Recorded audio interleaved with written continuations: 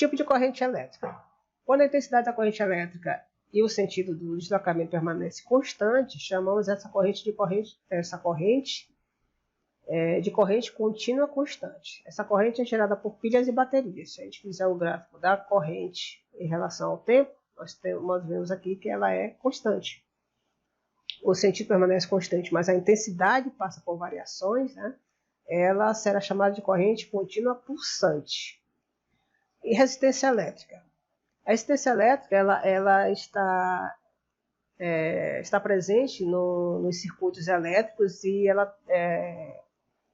a função da resistência elétrica é transformar parte da energia cinética dos elétrons em energia térmica, que aquece o material, né? E que a gente chama que são chamados de resistores, que é o dispositivo que faz essa transformação, que é converter energia cinética em energia térmica. E a lei de Ohm é que trata da seguinte maneira, que o potencial, né, que é volt, que é a diferença de potencial, é igual à resistência, é diretamente proporcional à resistência e à corrente. Então, quanto maior a corrente, maior a diferença de potencial. Já para a corrente, quanto maior a resistência, né, mais dificuldade vai ter dessa corrente dos elétrons passar através do condutor, né? A constante de proporcionalidade R é a resistência elétrica desse resistor. Todo equipamento resistivo, ou seja, todo equipamento que dissipa calor, né? Ele é um dispositivo de resistência, no caso do secador de cabelo, dos tostadores de pão, né? E outros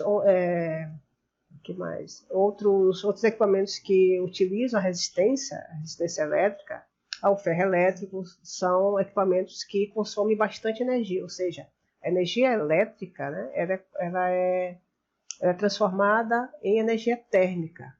Então, quanto mais potente é esse dispositivo, maior vai ser o consumo de energia elétrica, né? Porque precisa de bastante energia para fazer essa conversão de energia cinética para calor.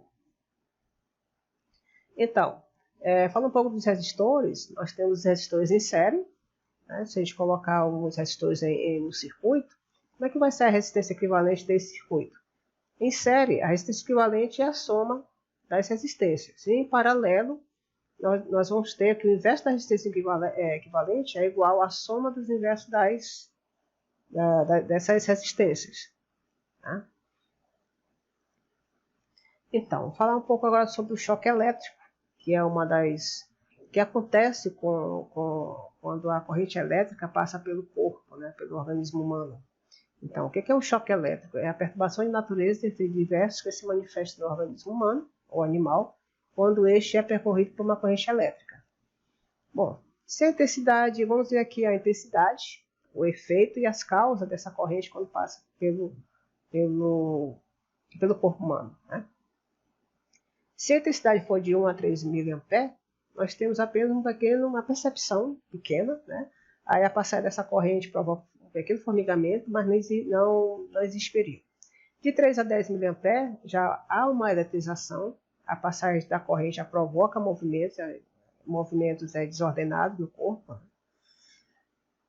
De 10 mA nós já temos a questão que a corrente já causa contração muscular. Tá? Pode causar a contração muscular, dependendo de como você vai tocar no fio energizado, o agarramento ou repulsão. 25 mA nós já vamos ter a questão da parada respiratória, ou seja, a corrente atravessa o cérebro. De 25 a 30 mA nós vamos ter a asfixia, porque a corrente atravessa o tórax, então já vai causar aqui uma contração dos músculos, né? do tórax, pedindo que você respire. De 60 a 75 mA, já vamos ter uma fibrilação ventricular, ou seja, a corrente já atravessa o coração e o movimento causado pela corrente já vai desordenar o movimento natural do coração, né, a pulsação do coração. Agora, quais são os efeitos fisiológicos direto da eletricidade? Né? Nós temos os transtornos cardiovasculares, quando um choque elétrico afeta o ritmo cardíaco, que eu acabei de falar, né? Que no caso pode causar infarto, taquicardia. Nós temos as queimaduras internas, que a energia que é dissipada, né? Produz queimaduras internas, que também causa a coagulação e a carbonização, isso quando a corrente é muito alta. Né? E nós temos as queimaduras externas, produzida por arco elétrico a 4.000 graus centígrados. E nós temos outros transtornos, né, que é as consequências da passagem da corrente, como auditivo, ocular, nervoso, renal. Vamos dar algumas aplicações do que a gente viu até agora. Tá? Então, qual deve ser a distância entre duas cargas pontiformes? Bom, nós temos a Q1 igual a 26 microcoulomb e Q2 igual a menos 47 microcoulomb para que o módulo da força eletrostática entre elas seja de 5,7 N. Então, usando a força de Coulomb, né, nós temos que o D, né, porque o D é igual a raiz quadrada, né, que o D vai ser a raiz quadrada da constante, né, da constante eletrostática, que é 9 vezes 10 a nona, da carga, da multiplicação das duas cargas e inversamente proporcional, né, à força, né, que é de 5,7. Calculando tudo, nós temos que a distância entre essas duas cargas pontiformes é de 1,4 metros. Segunda aplicação. O que aconteceria a uma pessoa de pé sobre uma plataforma isolada se seu potencial fosse aumentado 10.000 volts em relação à Terra? Bom, a solução é que não aconteceria nada de grave, porque a pessoa... como a pessoa está isolada, como a própria questão está falando, ela apenas teria seu potencial aumentado em 10.000 volts. Mas se ela resolvesse descer da plataforma e tocar no chão, aí sim haveria uma descarga, porque aí ela vai produzir uma diferença de potencial e assim causando o movimento dos elétrons, ou seja, vai produzir corrente elétrica. Né?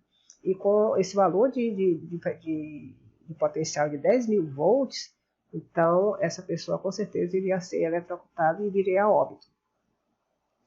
3. Duas cargas pontiformes de módulo Q1 igual a 2 vezes 10 a menos 7 coulombs e Q2 igual a 8,5 vezes 10 a menos 8 coulombs. Estão separados por uma distância de 12 centímetros. Letra A. Qual o módulo do campo elétrico que cada carga produz no local da outra? E letra B. Que força elétrica atua sobre cada uma delas? Então, letra A. Quer saber qual é o campo elétrico, né, referente a cada uma dessas cargas. Então, substituindo a equação, que a gente sabe, o campo elétrico produzido pela primeira carga é de 1,25 vezes 10 a menos 1,25 vezes 10 a quinta Newton por Coulomb. E o campo elétrico produzido pela segunda carga, que é de 8,5 vezes 10 a menos 8 Coulomb, é de 0,53 vezes 10 a quinta Newton Coulomb. Letra B. Qual é o módulo da força sobre cada carga? Qual o módulo da força sobre a carga? É o mesmo? Então, pela terceira lei de Newton, que a gente sabe que é ação e reação, então, a força produzida por este potencial elétrico, né, é igual a 1 vezes 10 a menos 2 Newton. Bom, como a gente aplica essas equações do campo elétrico, não tem como saber os sinais das cargas. Tá? Apenas determinar o sentido dos vetores utilizando as linhas de campo. Quarta questão. Uma pessoa pode ser eletrocutada se uma corrente tão pequena quanto 50 mA passar perto do seu coração. O eletricista que trabalha com as mãos suadas faz um bom contato com os dois condutores que está segurando. Se a sua resistência for igual a 2.000 ohm, de quanto será a voltagem fatal? Mais uma vez, né, aplicando a lei de Ohm, né, que é igual a corrente vezes a resistência.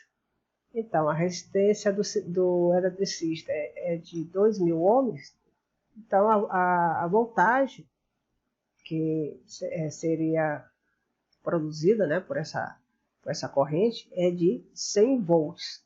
Então, essa voltagem aqui já é o suficiente para matar o eletricista, né, por conta dessa corrente aqui. Quinta questão, a diferença de potencial elétrico entre dois pontos de descarga durante uma determinada tempestade é de 1,2 vezes 10 a nona volts. Qual é o modo da variação de energia potencial elétrica de um elétrico que se move entre esses pontos? Então, mais uma vez, utilizando o conceito de potencial, tá? E utilizando a conversão de unidade, aqui é eletronvolt, está lá em apêndice de qualquer livro de física, tem esses valores de conversão.